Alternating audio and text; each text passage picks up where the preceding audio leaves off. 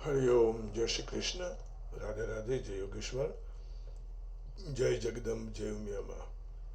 बंशीधरम तोत्रधरम नमामि मनोहरम मोहहरम च कृष्णम मालाधरम धर्मधुरंधरं च पार्थस्य सारथ्यकरं च देवम् कर्तव्यदीक्षां च समत्वशिक्षां ज्ञानस्य भिक्षां शरणागतिं च ददाति गीता करुणाद्रभूता कृष्णेन गीता जगतो हिताय।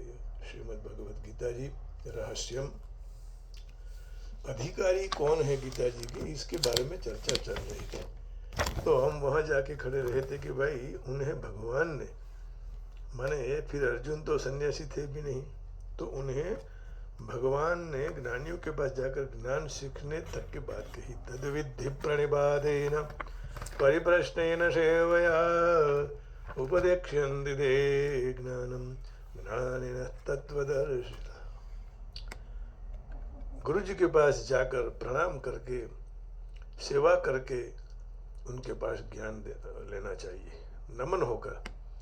Just try to learn the truth by approaching a spiritual master in inquiry from him submissively, submissively, and render service unto him. The self-realization soul can impart knowledge unto you because he has seen the truth. उपदेक्ष्यन्ति ते ज्ञानम ज्ञानिनः तत्त्वदर्शिनः। तो ज्ञानी लोग ऐसी तरह से उपदेश अर्पण करेंगे। इसके अतिरिक्त तीसरे अध्याय के चौथे श्लोक में भगवान ने सांख्य योग की सिद्धि केवल कर्मों के स्वरूपतः त्याग से नहीं बतलाई है। तीसरे अध्याय और चौथा श्लोक देखिए, देख लेते हैं। तीसरे अध्याय में चौथे श्लोक में भगवान क्या कह रहे हैं। न कर्मणा मनारंभा नैष्कर्म्यं पुरुषोष्णुते न च संन्यासनादेव सिद्ध्यं समधिगच्छति। Not by merely abstaining from work can one achieve freedom from reaction, nor by renunciations alone can be attained purification. न च संन्यासनादेव सिद्धिं समधिगच्छति न कर्मणा मनारंभा नैष्कर्म्यं पुरुष अश्नुते।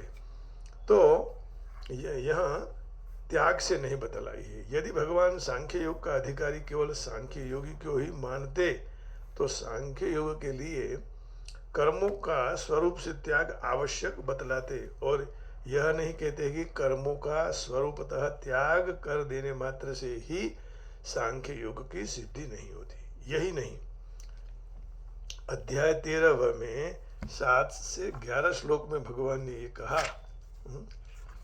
तो केवल कहने का भाव है कि भी त्याग से भी नहीं बतला रही है, त्याग से भी नहीं होता है। देखिए 13वें अध्याय में 7 से 11 श्लोक बताए हैं। अब 11 श्लोक को केवल हम यहाँ पढ़ लेंगे ताकि थोड़ा उसका भाव हमें आ जाए। 7वें श्लोक से 11वां श्लोक।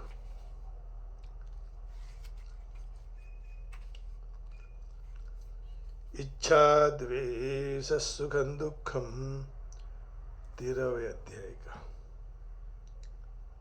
7। हाँ, इच्छा द्वेष सुखं दुखम संघातश्चेतना धृतिः एतत् क्षेत्रं समासेन सविकारमुदाहृतम्। The give great elements, flat ego, intelligence, and unmanifested, the 10 senses and the mind. The 5 senses objects, desire, hearted, happiness, distress, the aggregate, the life, symptoms, and convenience, All these are considered in summary to be the field or activities and its instructions. अमानित्वम अदम्भित्वम अहिंसा क्षंतिर्हर्जवम आचार्योपासनं चैव स्थौर्यं शौचं स्थैर्यम् आत्मविनिग्रहः इंद्रियार्थेषु वैराग्यम अनहंकार एव च जन्म मृत्यु जरा व्याधि दुख दोषानुदर्शनम् असक्तिरनभिष्वंगः पुत्रदार गृहादिषु। तो यहाँ जहाँ ज्ञान के साधन बतलाए गए हैं वहाँ एक साधन स्त्री पुत्र धन मकान आदि में आसक्ति और ममता का त्याग भी बतलाया है, तब ये योग सब सिद्ध होते हैं। असक्तिरन विश्वंगः पुत्रदार गृहादिषु नित्यं च समतित्वत्वम् अनिष्टो इष्टानिष्टोपपत्तिषु नित्यं च समचित्तत्वम् इष्टानिष्टोपपत्तिषु मयि चानन्य योगेन भक्तिरव्यभिचारिणीं विविक्तदेश सेवित्वम् अरतिर्जन संसदि। अब कहते हैं अध्यात्म ज्ञान नित्यत्वम तत्व ज्ञानार्थ दर्शनम एतत् ज्ञानमिति प्रोक्तम अज्ञानम यततोऽन्यथा।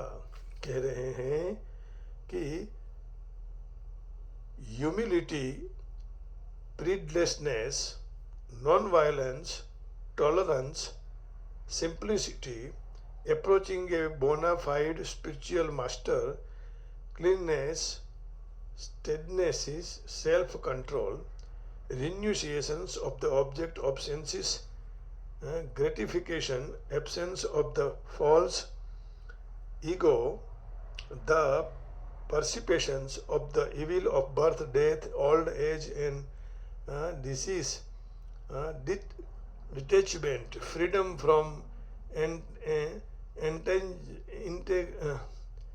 entanglement with children, wife, home and the rest, even midness amid pleasant and unpleasant events, constant and unemployed devotion to me, aspiring to live in solitary place, detachment from the general mass of people, expecting the importance of self-realization and philosophical search for the absolute truth.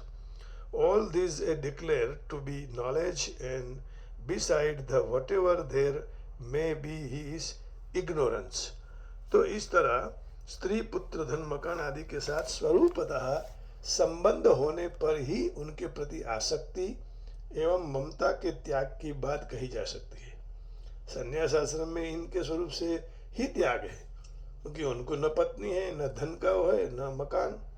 संन्यास आश्रम में ऐसी दशा में यदि संन्यासियों को ही ज्ञान योग के साधन का अधिकार होता तो उनके लिए इन सब के प्रति आसक्ति और ममता के त्याग का कथन आवश्यक था।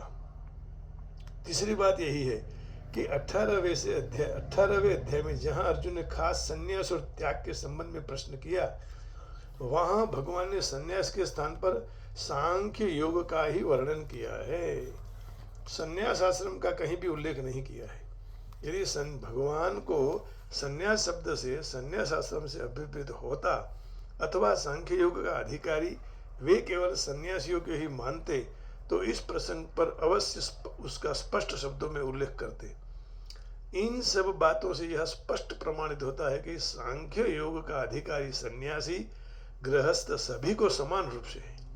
हाँ, इतनी बात अवश्य है कि सांख्य योग का साधन करने के लिए संन्यास आश्रम में सुविधाएं अधिक हैं। इस दृष्टि से उस आश्रम को गृहस्थाश्रम की अपेक्षा सांख्य योग के साधन के लिए अवश्य ही अधिक उपयुक्त कह सकते हैं। तो इसका अर्थ ये हुआ कि सांख्य योग के साधक सन्यासी जल्दी सफलता प्राप्त करते हैं, क्योंकि ऐसी सुविधा मिल जाती है। तो 18वें अध्याय के 13वें श्लोक में 13 से 40 तक भगवान ये कहना चाहते हैं। तो इससे ये स्पष्टता हो जाती है कि इसके सब अधिकारी हैं, लेकिन सन्यासियों को ज़्यादा सुविधा मिल जाएगी तो उनको जल्दी सफलता मिलेगी।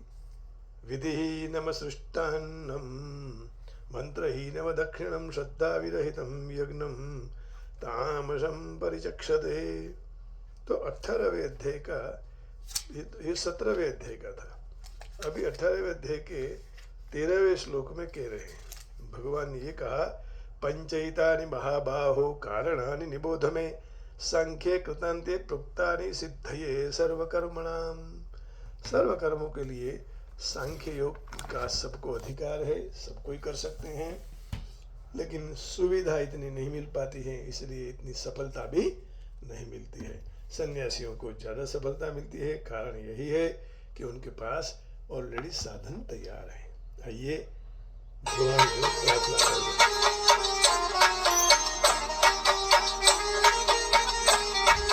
भगवान ना भक्त मरी जाए तो सुख प्राप्त होता है ना।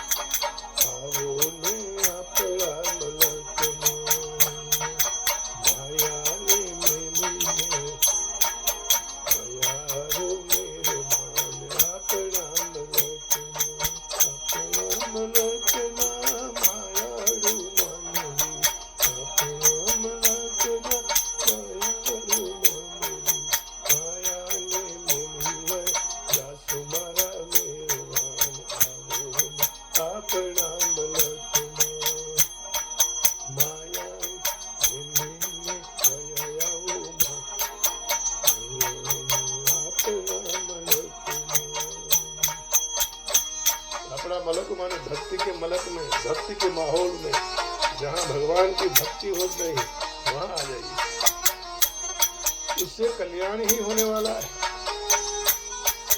और यहाँ तहाँ घूमने से कोई फायदा नहीं है।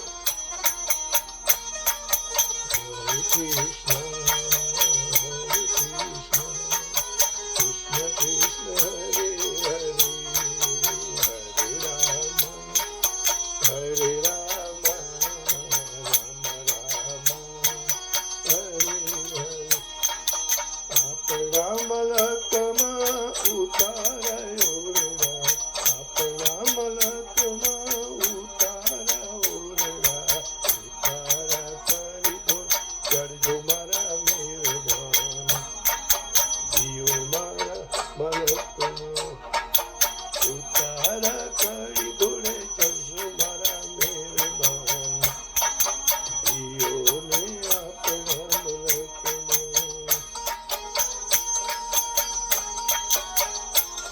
मंदरूपी घोड़े पर चढ़ने के लिए भक्ति आवश्यक है।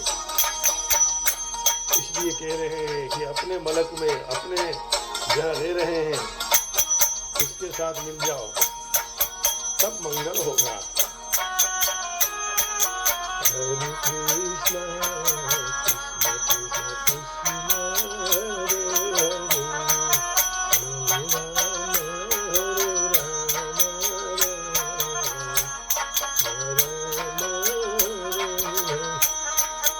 अपना मलक मानवर तोड़ियो, अपना मलक मानवर तोड़ियो, नवारिया करी घोड़े चलो मेरे भाइयों ने, अपना मलक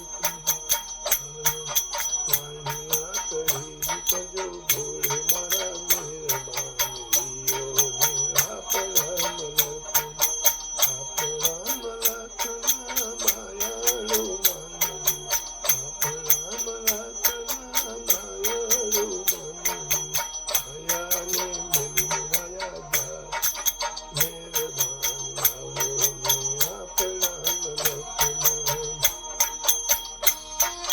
गोविंद गोविंद हरि गोविंद।